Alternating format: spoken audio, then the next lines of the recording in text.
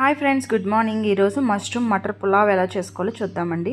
మష్రూమ్స్ని నీట్గా క్లీన్ చేసుకుని చక్కగా హాట్ వాటర్లో వేసుకొని కట్ చేసుకొని హాట్ వాటర్లో వేసుకోవాలండి.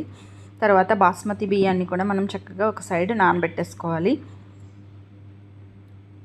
ఈ విధంగా మనం బాస్మతి బియ్యాన్ని అరగంట ముందు నానబెట్టేసుకోవాలండి. తర్వాత మనం పులావ్ చేయడానికి కడాయి తీసుకొని 2 టేబుల్ స్పూన్ల గీని యాడ్ చేసుకొని మనం ఆయిల్ని కూడా కొద్దిగా యాడ్ చేసుకోవాలండి.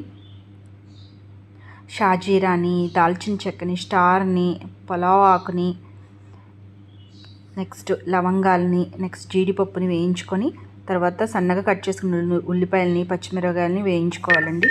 తర్వాత అల్లం వెల్లుల్లి పేస్ట్ని కూడా వేసుకొని బాగా వేయించుకోవాలి. తర్వాత మష్రూమ్స్ని వేసుకోవాలి, టమాటా ముక్కల్ని వేసుకోవాలి, తర్వాత కొత్తిమీర పుదీనాని వేసుకోవాలి, తర్వాత మటర్ని వేసుకోవాలి, తర్వాత కొద్దిగా పెరుగుని వేసుకొని కారాన్ని, ధనియాల పౌడర్ని, గరం మసాలాని అన్నిటినీ వేసుకొని కొద్దిసేపు మనం కుక్ చేసుకోవాలండి. సాల్ట్ను కూడా వేసుకోవాలి, టేస్ట్కి తగ్గట్టు సాల్ట్ని వేసుకొని కొంతసేపు మనం ధనియాల పౌడర్ని కూడా వేసుకోవాలండి, టేస్ట్ బాగుంటుంది. కొంతసేపు మగ్గనివ్వాలన్నమాట.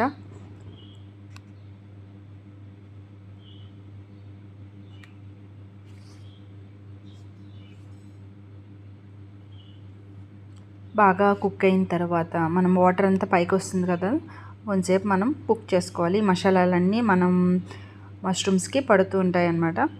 ఆ తర్వాత నానబెట్టుకున్న బాస్మతి బియ్యాన్ని వేసుకొని ఒకసారి ఆ వాటర్లోనే మనం కొంచెంసేపు కుక్ చేసుకుంటే మసాలాలు రైస్కి కూడా పడతాయి అన్నమాట.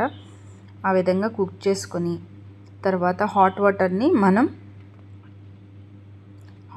యాడ్ చేసుకోవాలన్నమాట. మనం గ్లాస్కి గ్లాస్ వాటర్ యాడ్ చేసుకుంటే సరిపోతుంది. మనం ఎన్ని బియ్యం తీసుకుంటే అంత వాటర్ అండి. హాట్ వాటర్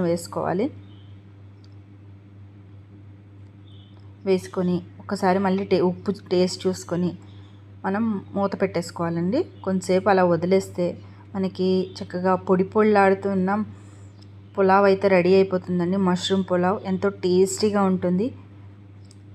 మీరు కూడా ట్రై చేయండి. ఈ వీడియో కనుక మీకు నచ్చితే లైక్ చేయండి, షేర్ చేయండి, అలాగే సబ్స్క్రైబ్ చేయడం మాత్రం మర్చిపోకండి friends. Thank you.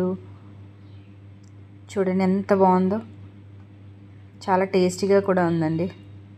Thank you.